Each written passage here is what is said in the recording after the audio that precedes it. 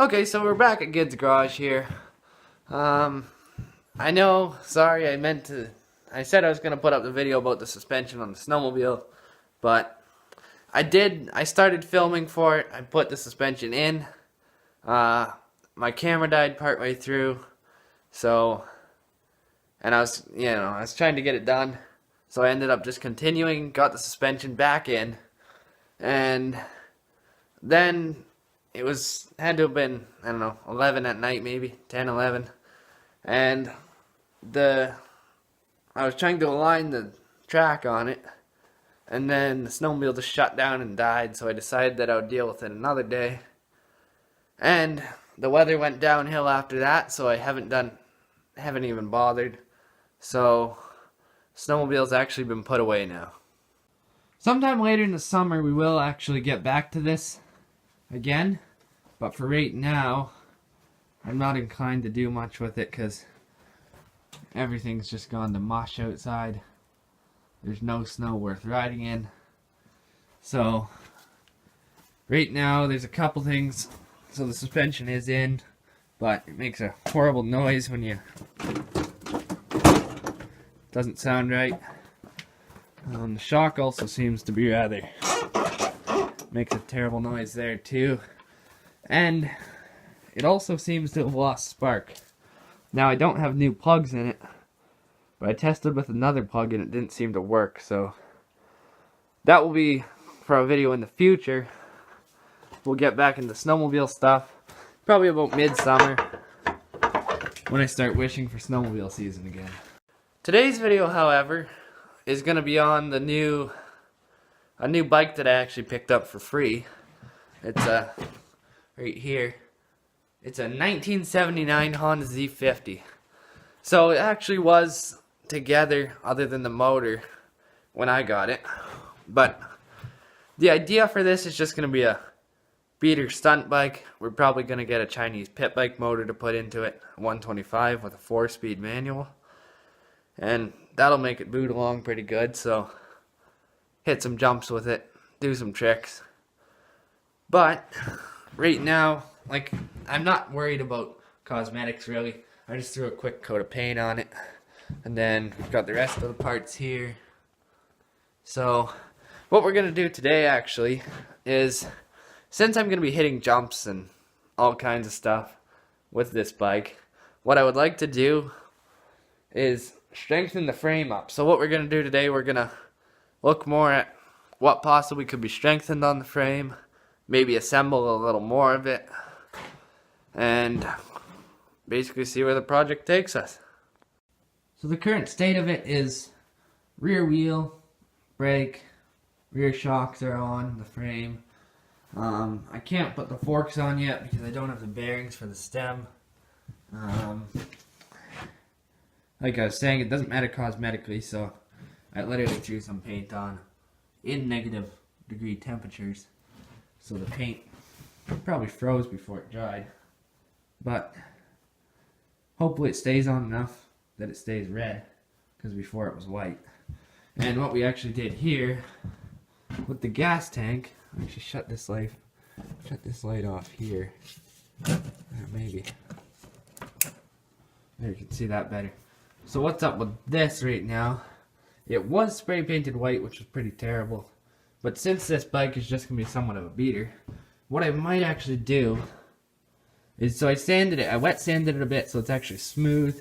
So maybe what I'll do is either put clear coat on or just polish it the way it is, and then just go with sort of a rat rod style patina, I guess you would say in the hot rodding world.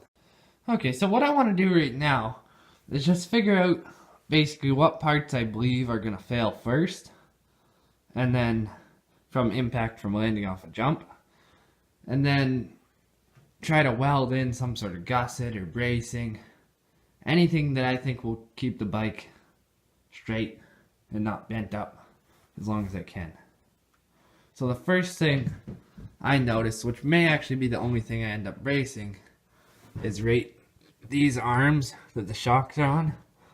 So as soon as I land the jump, and it's a hard landing, bottoms out these shocks, what's going to happen, in what I think will happen, is this whole arm is going to bend up, thus shortening the suspension travel, just causing troubles. And then once that bends further, then the shocks are probably going to bend out. So that is then the second problem that I see here, is these rear shocks. But unfortunately, I don't see a way that I can fix that currently.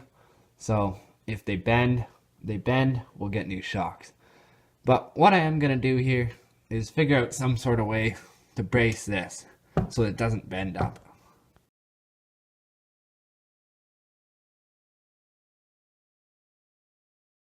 Okay, so what I decided to do, or to attempt first, is basically cutting a piece of tube out of this old damaged Chinese quad frame.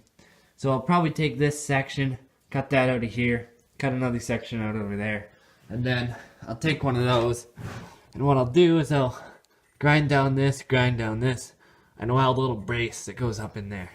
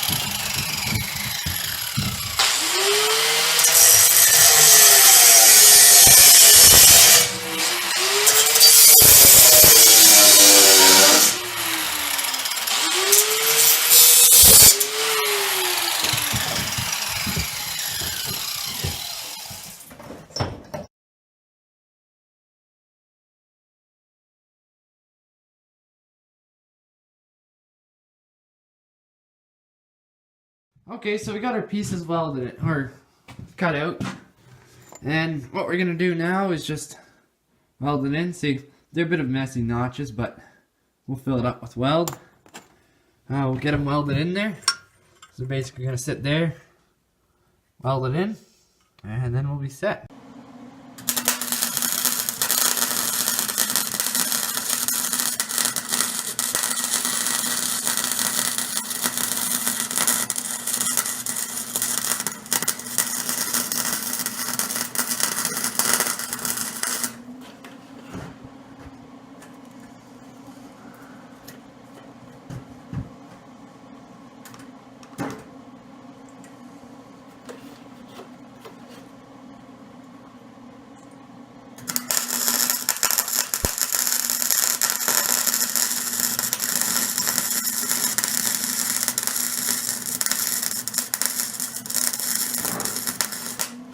Okay, so it's all welded in. Turned out okay. Welds are terrible. Not quite enough space, but right there you can see. That way these won't as easily bend up that way, because they'll be held down by these. So I'm just gonna wash off a bit of scrub off some of the slag and gas from the welder, and then throw a quick coat of paint on it and put the shocks back on. Okay, so we got all the braces welded in and now painted, and rear shocks back on. Looks good, minus the terrible welds, but they'll hold. So that's the main idea of this bike. And yes, I know you may say to yourself, oh, you ruined a good Z50. To be honest, if anyone wants to, if I ever decide to restore it, I'll just cut those pieces out of there, grind it down, no problem. The bike needs to be repainted anyways. Little pieces welded on here. I never actually cut the frame, I just welded pieces onto it. They can be cut off if anyone ever wants to restore this bike again. But this is the way I want it, so that's what I'm doing. This is where we're at now. Yes, doesn't look like anything happened, but obviously you know what I've done. I'm not exactly sure what I'm gonna do next, so I'll figure that out, and then if there's more to do, then I'll get back to you then. Okay, so that's where we're going to leave it for today. Stay tuned for more content on the Z50 and other machines that we've got around here. And I'll see you later.